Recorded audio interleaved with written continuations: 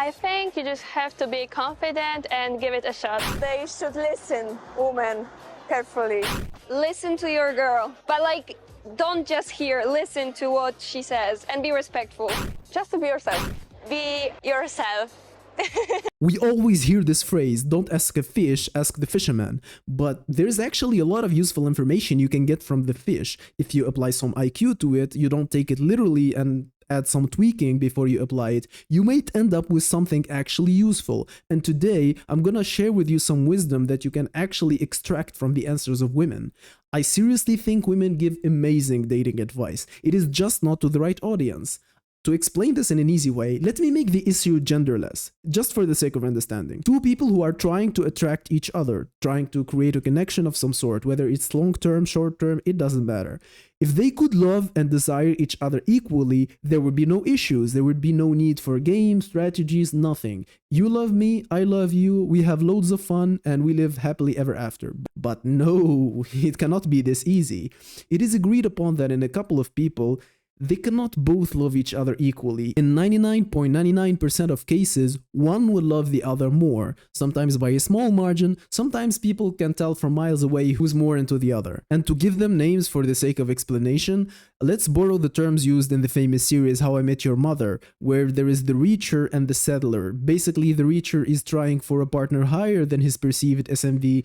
Perceived is a very important keyword here. And the settler is going for somewhat their looks match or less. In general, holds a more secure position in the relationship, have more options realistically or in the perceived image in the mind of the reacher.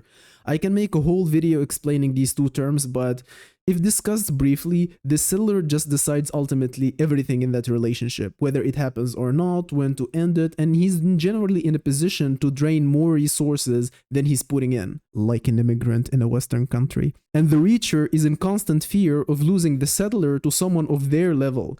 And if that fear ever stops and the reacher gets secure, then the position at some point were swapped and the settler has become the reacher. Because yeah, it happens that they can switch position, but just keep in mind that they cannot both love each other in equal amount. That is impossible. I have no proof of that, but it makes total sense. And even if some couples could love each other like endlessly and bombard each other with love all day, every day, well, good for them. They will be like both outside of the market so early and for good that it doesn't matter for the rest of the impaired people anyway. Without stranding off too much about like who breaks up with whom, can you overcome the dynamic and start from the reacher and end up as a settler, let's focus on the point of this video. By the way, if you want more videos like this, subscribe and like this one. It helps with the algorithm. I'm getting closer to 1000 subscribers, all thanks to your support.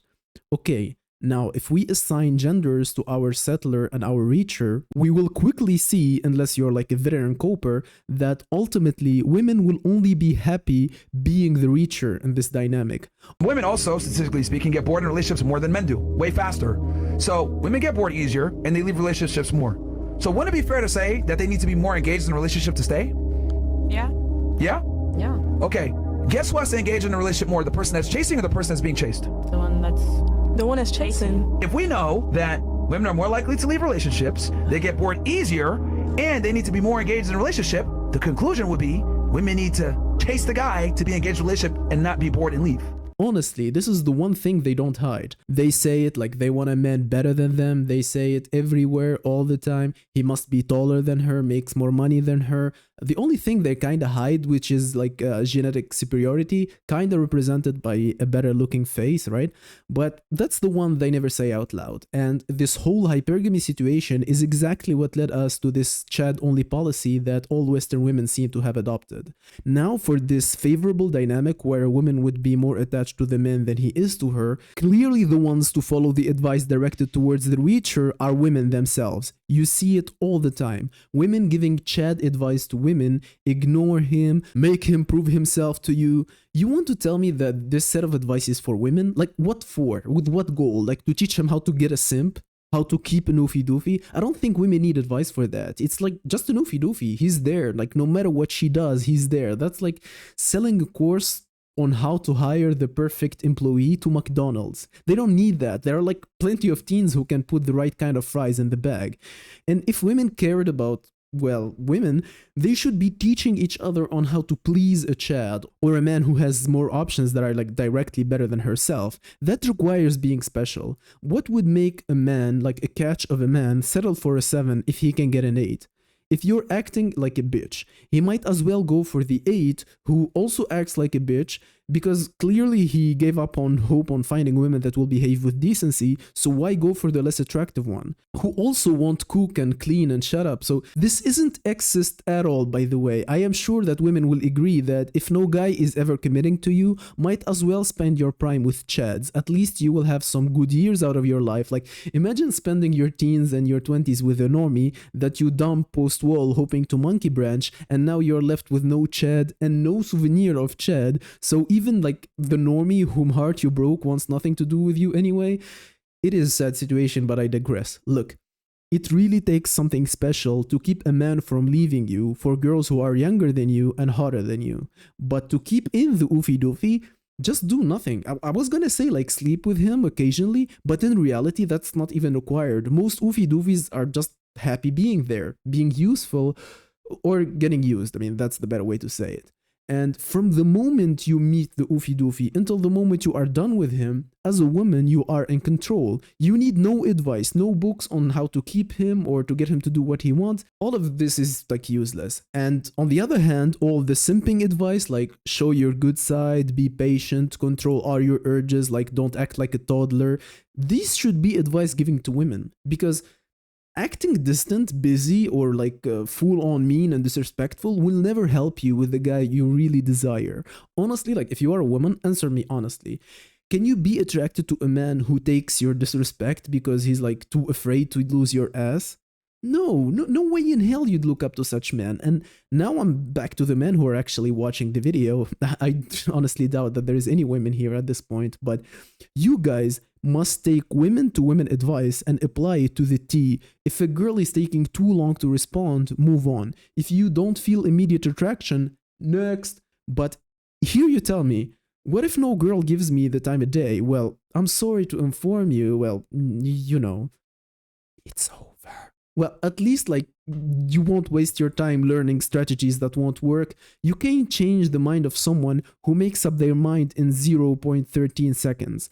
That's like my poor ass hanging out in the Rolex store and the salesman is giving me like watches to try. I mean, he's smarter than that. He knows that me buying or not buying isn't dependent on the quality of the watch he presents me, like the product, because I went in the store with the intent to just look around. I'm not a buyer. I will never be a buyer.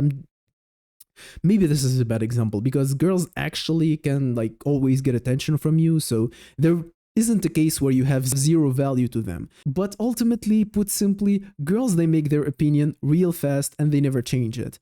At least never in like the positive direction. Either they will think less of you or keep the same image. There are some cases here and there of like discovering a niche or pre-selection, but those cases are the exceptions and only idiots use exceptions in arguments. Do I look like an idiot to you?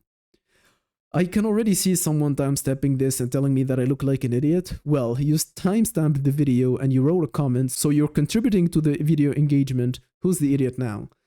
To conclude, the cutthroat advice should be targeted to men, because women are the time wasters. I repeat, the cutthroat advice should be targeted to men because women are the time wasters.